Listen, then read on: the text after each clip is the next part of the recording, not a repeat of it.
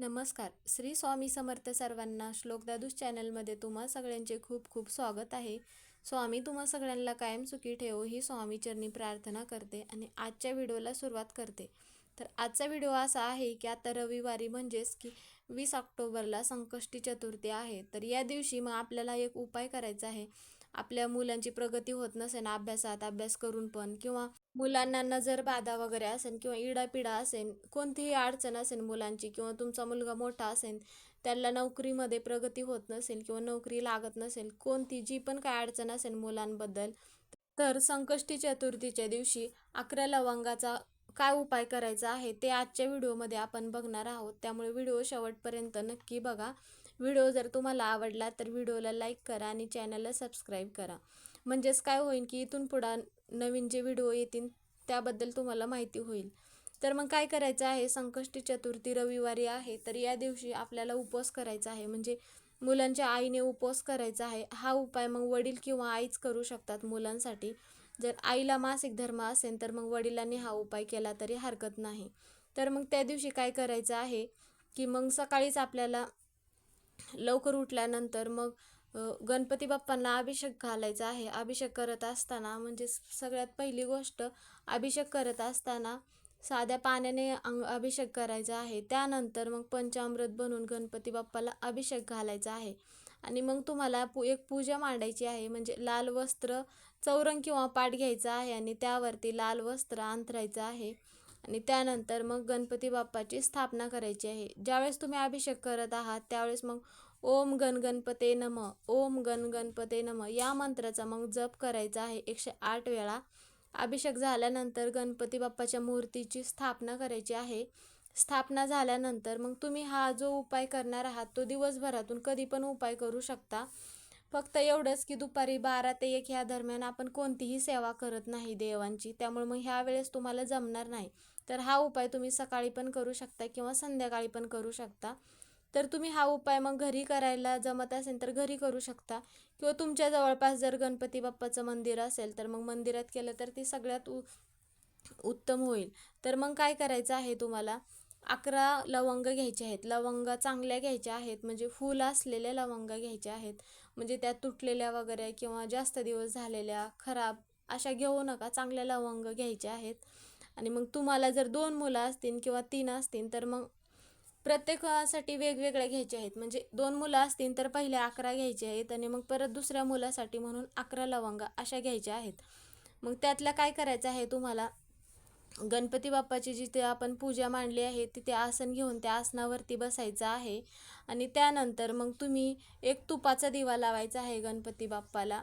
आणि तुमच्या मनात मुलांबद्दल जी पण काही इच्छा असेल ती इच्छा गणपती बाप्पाला बोलायची आहे. गणपती बाप्पांना 21 दुर्वा अर्पण करायच्या आहेत. आणि मग जास्वंदाचे फुलं तुम्हाला जर तुमच्या जवळपास असतील तर मग जास्वंदाची फुलं पण तुम्हाला गणपती बाप्पाला सगळ्यात प्रिय असतात. त्यामुळे मग जास्वंदीची फुलं पण तुम्हाला अर्पण करायची आहेत. आणि छान पूजा वगैरे करून घ्यायची आहे. आणि त्यानंतर मग तुम्हाला ज्या 11 लवंगा घेतल्या आहात त्यातली एक लवंग मग हातात घ्यायची आहे. आणि मग एक लवंग हातात घेतल्यानंतर इच्छा बोलून झाल्यानंतर एक अथर्व शीर्ष म्हणायचं आहे. एक लवंग हातात घेतल्यानंतर एक अथर्व शीर्ष म्हणून झाल्यानंतर ती लवंग खाली ठेवायची आहे. मग दुसरी लवंग हातात घ्यायची आहे. असं तुम्हाला 11 वेळा अथर्व शीर्ष म्हणायचं आहे. ते पूर्ण म्हणून झाल्यानंतर आता तुम्ही जर दोन्ही मुलांसाठी करत असाल तर मग तुम्हाला वेगवेगळं घेऊन मग त्या दुसऱ्या मुलासाठी पण 11 वेळा वेगळं म्हणायचं आहे. ज्याप्रमाणे पहिल्या मुलासाठी तुम्ही केला आहात त्याचप्रमाणे दुसऱ्या मुलासाठी पण 11 वेळा तुम्हाला अथर्व शीर्ष म्हणून मग त्या लवंगा वेगळ्या डबीमध्ये ठेवायच्या आहेत. तर मग हा उपाय करून झाल्यानंतर मग त्यानंतर गणपती बाप्पाची आरती करायची आहे आणि गणपती बाप्पाला नैवेद्य ठेवायचा आहे. आता तुम्ही त्या दिवशी म्हणजे खोबरं गूळ ठेवला तरी चालेल, पण खडीसाखर वगैरे ठेवली तरी हरकत नाही, फळ वगैरे ठेवलं तरी चालेल. पण तुम्ही जर मोदक बनवले असेल तर ते सगळ्यात उत्तम होईल. त्यामुळे मग मोदक बनवले तर तुम्ही मोदक म्हणून प्रसाद ठेवू शकता. आणि हा जो तुम्ही उपाय केला आहात तर मग यातलं काय करायचं आहे, मग गणपती बाप्पाच्या मंदिरात जायचं आहे. जवळपास मंदिर असेल तर, नसेल तर हरकत नाही. तुमची जी इच्छा बोलली आहे मग ती इच्छा बोलून झाल्यानंतर मग त्या ज्या 11 लवंगा आहेत त्यामधील तुम्हाला चतुर्थीच्या दिवशी तुमच्या मुलाला मग एक लवंग खायला द्यायची आहे. आणि ज्या बाकीच्या 10 राहिलेल्या आहेत तर त्या 10 लवंगाचं मग काय करायचं, तर त्या 10 लवंगा आता ज्या दिवशी चतुर्थी आहे त्याच्या दुसऱ्या दिवशीपासून म्हणजेच की सोमवारी तुम्हाला एक लवंग द्यायची आहे. त्या अगोदर काय करायचं आहे, तुम्हाला देवापुढे बसायचं आहे आणि दिवाबत्ती करायची आहे आणि एक अथर्व शीर्ष पूर्ण म्हणायचं आहे. आणि ते म्हणून झाल्यानंतर मग ती जी एक लवंग आहे ती एक लवंग तुमच्या मुलाला खायला द्यायची आहे. आता बऱ्याच जणांना अथर्व शीर्ष माहिती नसेल तर यूट्यूबवर सर्च केलात किंवा गुगलवर सर्च केलात तरी तुम्हाला माहिती होऊन जाईल. आणि किंवा मग पुस्तक असेल तुमच्याकडे तर पुस्तकात पण असतं, त्यावेळेस मग तुम्ही त्यामध्ये बघून पण म्हणू शकता. हे मग दुसऱ्या दिवशी हे करायचं. मग सलग तुम्हाला जोपर्यंत तुमच्या 10 लवंग संपत नाहीत तोपर्यंत तुम्हाला दररोज एक अथर्व शीर्ष म्हणायचं आहे आणि मग तुमच्या मुलाला ती लवंग खायला द्यायची आहे. म्हणजेच काय होतं की यामुळं लवंगामध्ये नकारात्मक ऊर्जा जर असेल तर ती शोषून घेण्याचं काम करते आणि मग मुलामध्ये प्रगती होते. काय अडचणी असतील अभ्यासात वगैरे तर मग त्या अडचणी दूर होतात. आणि मग काही मुलांना नोकरीमध्ये वगैरे यश मिळतं किंवा अभ्यासात लक्ष लागत नसेल तर मुलांचा अभ्यासात प्रगती होते. तर मग हा जो उपाय आहे तर हा उपाय तुम्ही संकष्टी चतुर्थीच्या दिवशी करू शकता. आणि त्यानंतर तुम्ही मग मंदिरात जायचं आहे. मंदिरात गेल्यानंतर तुम्हाला जर शक्य होत असेल तर मग फळ तुम्हाला दान करायचं आहे त्या दिवशी मंदिरात जाऊन. तुमचा मुलगा तुमच्या जवळ राहत असेल तर हरकत नाही, तुम्ही मुलाच्या हाताने पण मग तुम्ही फळ दान करू शकता. तर फळांमध्ये तुम्हाला जे शक्य होतं ते तुम्ही दान करू शकता. म्हणजेच की तिथं कोणी असेल त्यावेळेस मग त्यांना खायला द्यायचं आहे. किंवा मग तुम्ही जर मोदक बनवले तर मग तुम्हाला मोदक घेऊन जाऊन मंदिरात मग सगळ्यांना मोदक प्रसाद म्हणून द्यायचा आहे.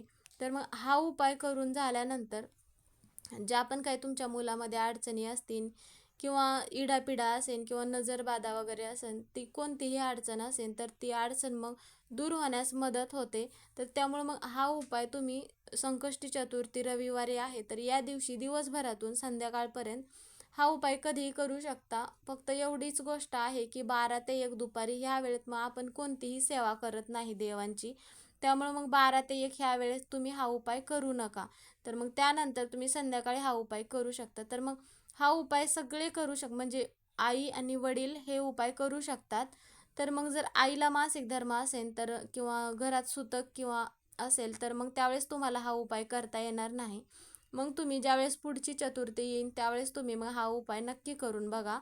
तर मग ह्या ज्या काय अडचणी आहेत तुमच्या मुलाच्या म्हणा प्रगतीमध्ये म्हणा तर त्यांना त्यामध्ये यश मिळेल तर हा उपाय केल्यानंतर. तर मग आजचा व्हिडिओ तुम्हाला कसा वाटला कमेंट करून नक्की सांगा. आणि कमेंटमध्ये गणपती बाप्पा मोरया किंवा श्री स्वामी समर्थ लिहायला विसरू नका. व्हिडिओ जर तुम्हाला आवडला तर व्हिडिओला लाईक करा आणि चॅनलवर जर नवीन असाल तर चॅनलला सबस्क्राईब करा. म्हणजेच काय होईल की इथून पुढे जे वेगवेगळे व्हिडिओ येतील त्याबद्दल तुम्हाला त्याचं नोटिफिकेशन येईल आणि त्या व्हिडिओबद्दल तुम्हाला माहिती भेटेल. तर आपण परत एका नवीन व्हिडिओमध्ये पुन्हा भेटू. तोपर्यंत सर्वांना श्री स्वामी समर्थ, श्री स्वामी समर्थ.